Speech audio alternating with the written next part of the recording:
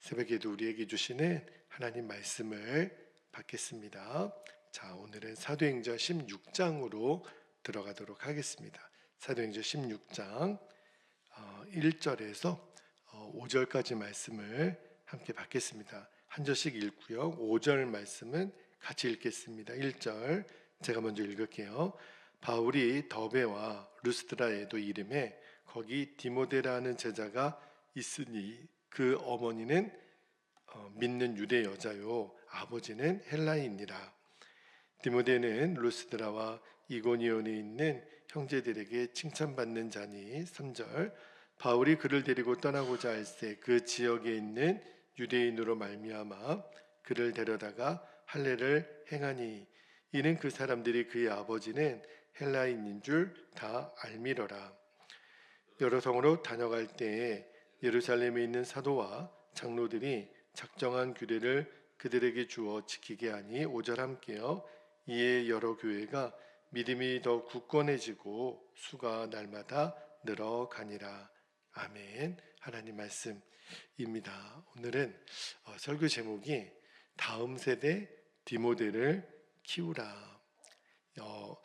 다음 세대라 그러면은 성경에서 이제 모세의 다음 세대부터 여호수아 세대 그렇게 이르기도 하는데 바울에게 있어서는 이 디모데라는 귀한 제자가 있었거든요. 그래서 오늘 설교 제목을 다음 세대 디모데를 키우라는 제목으로 정해봤는데, 자 이제 우리 오늘부터 사도행전 이제 16장으로 우리가 들어가는데, 이제 어제까지 바울과 바나바가 이제 심히 다투고 갈라섰던 이야기를 여러분께 드렸죠. 그리고 이제 각각 따로 전도 여행이 시작이 되는데, 이제 우리가 이제 바울의 전도 여행을 쭉 따라가 볼 거예요. 그런데 2차 전도 여행의 그 시작 부분이 오늘 이제 사도행전 16장인데, 바울이 이제 더베와 루스드라 지역까지 와서 이제 디모데라는 제자를 만났다는 내용이 오늘 본문의 줄거리가 되겠습니다. 그래서 오늘은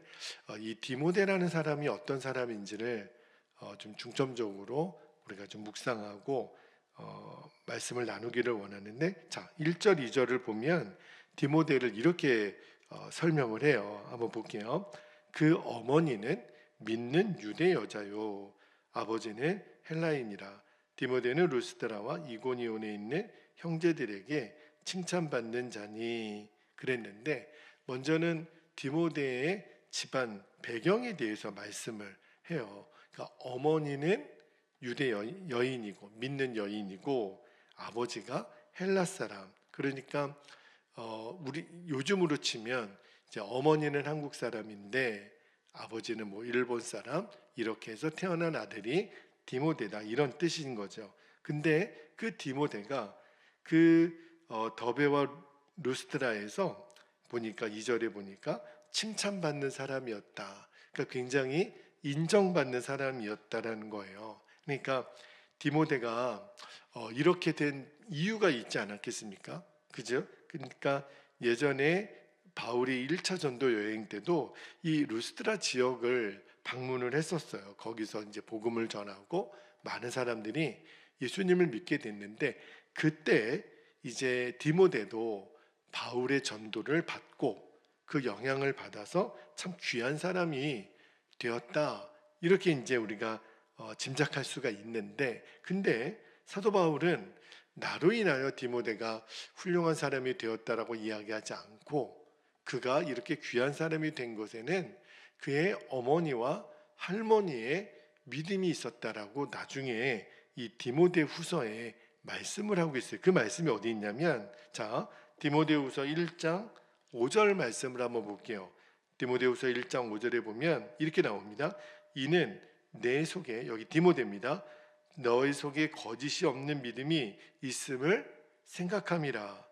근데 이 믿음이 어디서부터 뿌리가 됐냐면, 이 믿음은 먼저 너의 외조모 로이스와 내 어머니 유니게 속에 있더니 내 속에도 있는 줄을 확신하노라.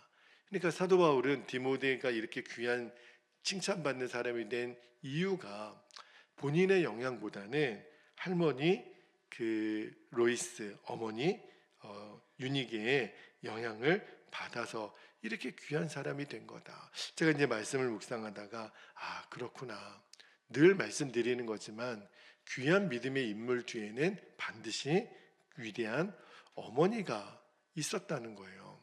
그러니까 이 디모데 뒤에도 유니게가 있었던 거죠. 영국 속담에 이런 표현이 있어요. 한 사람이 좋은 어머니는 100사람의 학교 선생님과의 가치가 있다. 참 대단한 표현이죠. 저도 그 표현에 동의가 돼요. 여러분 디모데 당시에 무슨 좋은 교육 시설 같은 게 있었겠습니까? 그죠? 그러니까 이 디모데가 결정적으로 이렇게 귀한 사람이 될 수 있었던 그 배경에는 그 어머니 영향이 컸다라고 봐요. 그러니까 공통적으로 정말 위대한 인물 뒤에는 위대한 어머니가 있죠. 참 이게 너무너무 신기한 거예요. 그죠? 여러분 성경도 그 진리를 증거하잖아요. 믿음의 조상인 아브라함의 아들 이삭도 사실은 그의 어머니 사라를 나중에 여기 서신서에서는 거룩한 부녀라고 이렇게 표현을 하잖아요. 그러니까 이삭 뒤에는 어머니 사라가 있었고 모세 뒤에는 누가 있었을까요? 그의 어머니 믿음의 어머니 요게벳이 있었고 사무엘 선지자 뒤에는 기도하는 어머니 한나가 있었죠. 그리고 제가 어거스틴 이야기했던 거 기억나죠? 뒤에는 어머니 모니카가 있었고 감리교회 창시자인 요한 웨슬레 목사님 뒤에도 수잔나 웨슬리가 있었단 말입니다. 그러니까 믿음의 아버지들을 격하시키는 것은 아니에요. 믿음의 아버지도 훌륭하죠. 그러나 성경이 증언하는 믿음의 귀한 인물 뒤에는 반드시 믿음의 어머니가 있었구나. 여러분 모름지기 부모라면 자녀들이 잘 되고 성공하는 것을 다 바라잖아요. 그래서 자녀들을 위대한 사람으로 만들 수만 있다면 어떤 방법을 동원해서도 자녀들을 위해 희생하는 게 부모이잖아요. 그래서 옛날에도 그랬지만 요즘도 치맛바람이라고 하는 것이 아주 얼마나 그 유행어가 됐나요? 그런데 이 부모의 이 치맛바람이 자녀를 위대하게 만드는 게 아니에요. 사교육비가 어마어마하다 그러죠. 혹시 부모가 아이들을 교육을 시켜서 대학을 보내줄 수 있을지는 모르겠지만 결국은요 돈은 돈대로 들어가고 나중에 마음만 상하게 되는 일도 얼마든지 많아요. 여러분 자녀의 성공의 길은요 사실은 결정적인 영향은 부모인 우리의 믿음에 달려 있어요. 그러니까 어머니가 믿음에 바로 서고 아버지가 믿음에 바로 서야 자녀들이 결국은 성공을 합니다. 그러니까 자녀들에게 부모가 먼저 바른 믿음을 가르치고 보여줘야 돼요. 제일 중요한 게 뭐냐면 부모 자신이 아이들에게 하나님을 경외하고 하나님 사랑하는 것을 가르치는 거죠. 그런데 대다수의 믿음의 부모라고 하면서도 이 진리를 그대로 실천하지 못하는 부모들이 너무 많아요. 심지어는요 아이들이 고3이 되면 그냥 교회 안 와도 된다. 너 고3이니까 공부해라. 그래서 믿음 떨어진 아이들이 더 많습니다. 최악의 선택인 거죠. 결국은 아이들을 망치는 선택이에요. 그래서 이제 우리 부모들이 정신을 바짝 차려야 되는 게 정말 자녀들을 위한 길은 부모인 내가 먼저 믿음 안에 서는 것. 이게 우리 아이들을 위해서 해줄 수 있는 최고의 선물입니다. 말씀 한 구절만 읽을게요. 에베소서 6장 4절에 보면 부모들에게 이렇게 말씀하잖아요. 또 아비들아 너희 자녀를 노엽게 하지 말고 오직 주의 교훈과 훈계로 양육하라. 이게 부모가 해줄 수 있는 귀한 선물이에요. 자, 오늘 본문에서 또 하나 제가 지금 생각해 보고 싶은 주제가요.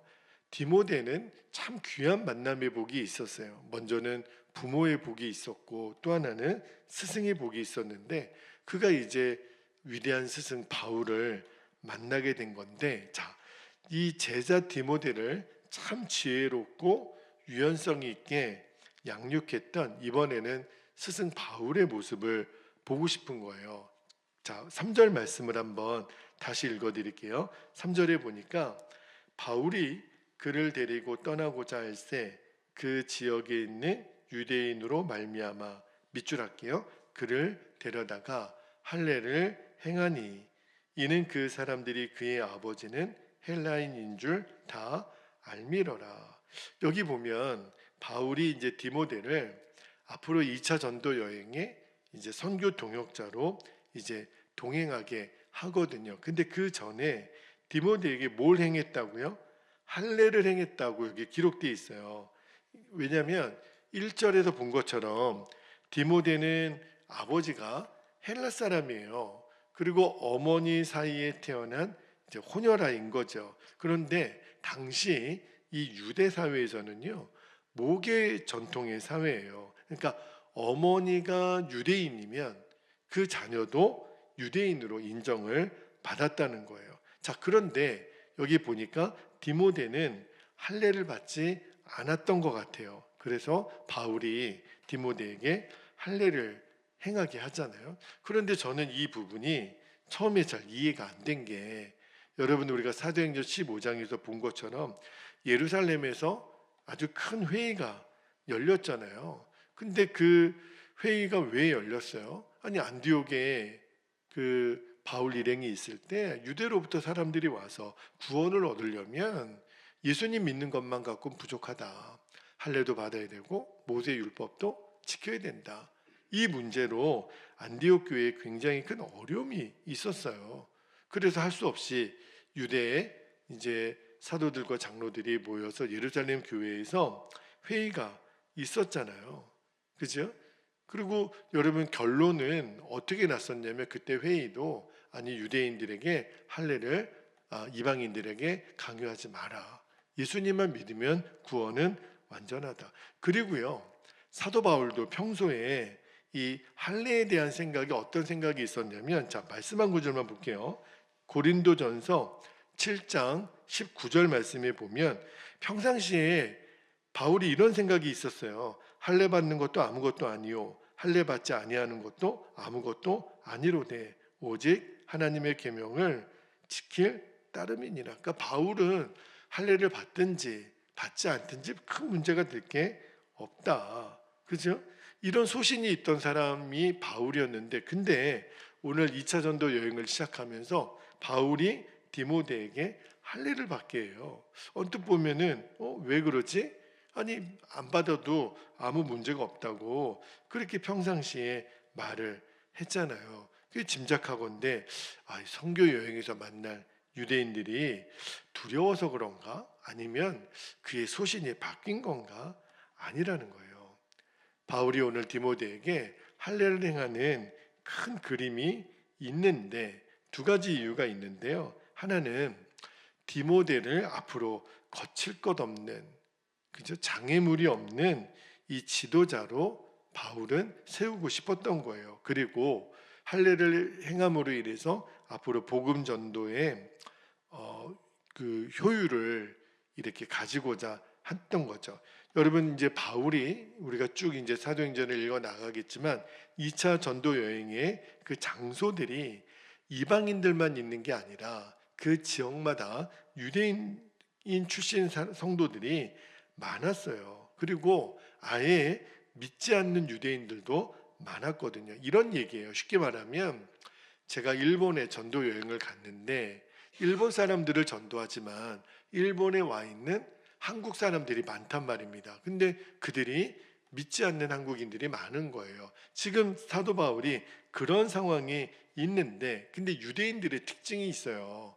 정통 유대인들은요, 할례를 받지 않는 사람하고는 상종도 하지 않았다는 거예요. 그러니까 이제 바울이 디모데를 데리고 전도 여행을 다니는데, 디모데가 할례를 받지 않는 자라면 유대인들이 디모데를 교회 지도자로 인정하겠나?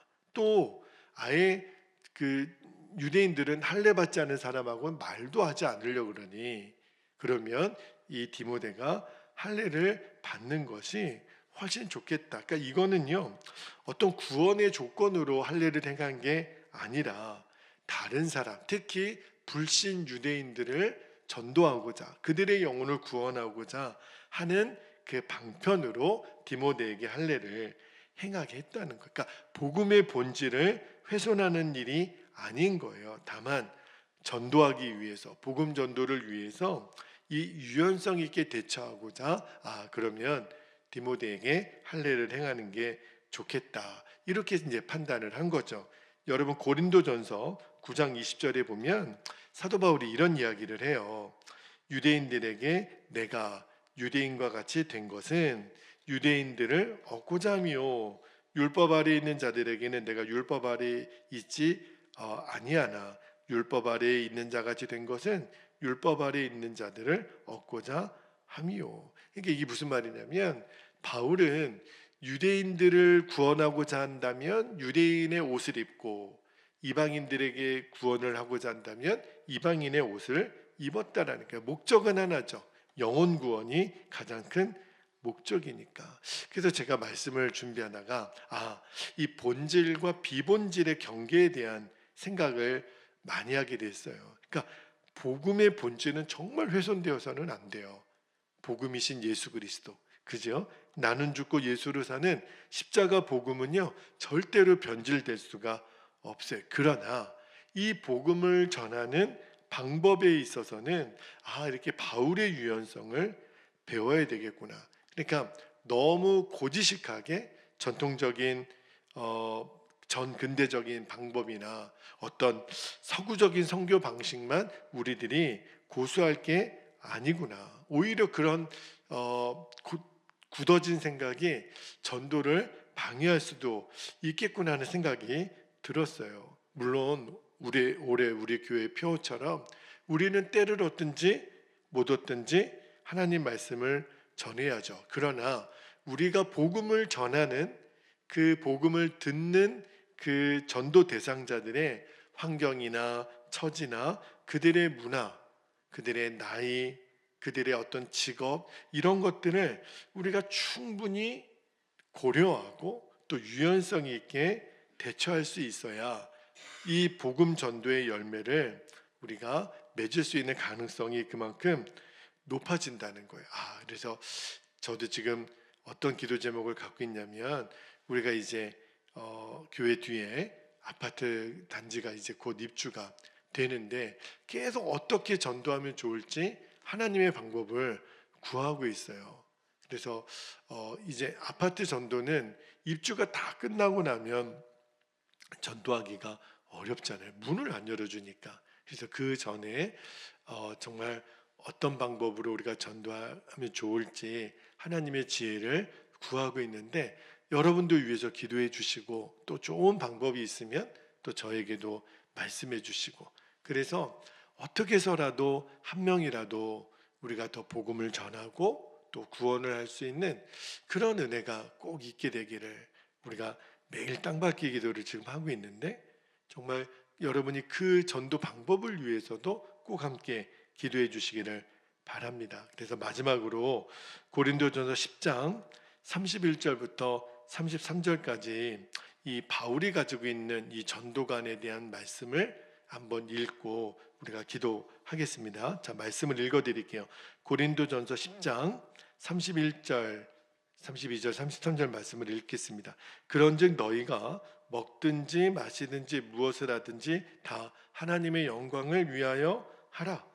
유대인에게나 헬라인에게나 하나님의 교회에나 거치는 자가 되지 말고, 33절에 나와 같이 모든 일에 모든 사람을 기쁘게 하여 자신의 유익을 구하지 아니하고 많은 사람의 유익을 구하여 핵심은 그들로 구원을 받게 하라. 그래서 오늘 디모데에게 있어서 두 가지 귀한 만남이 있었어요. 믿음의 어머니, 그 다음에 믿음의 스승.